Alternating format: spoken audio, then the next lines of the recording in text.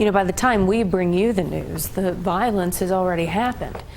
Sometimes it's a child charged with murder, and just sometimes as an adult. But what triggers someone to pull the trigger? Researchers say it's a number of things. Joywang explains. Dr. Andrew Shih created the Adobe program to help formerly incarcerated youth stay out of the judicial system. And he's done a lot of research on how they ended up there in the first place. Here's a look at the 10 factors that could have contributed to it.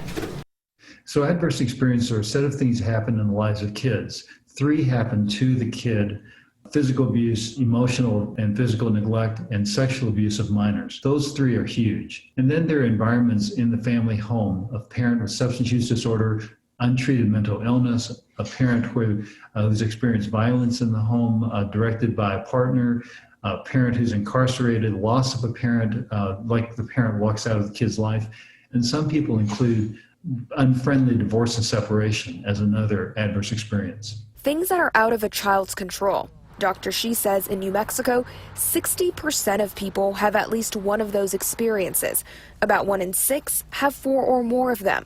And when it comes to juveniles in detention in this state, you're looking at least 5 adverse experiences per kid. But a pretty big percentage of them, and more females than males, have all 9 out of 10 adverse experiences before they enter imprisonment. Again, things that either happen to a child or have to do with the environment they grew up in, impacting how their lives could play out in the future. What we're seeing is systemic racism played out in the lives of kids relative to the issue of crime. It's not that these experiences don't happen across all races, but depending on how much money you have or what you look like, Dr. Shih says it's clear results can be very different. People who have less economic resources have much less access to the kinds of supports they need to resolve them.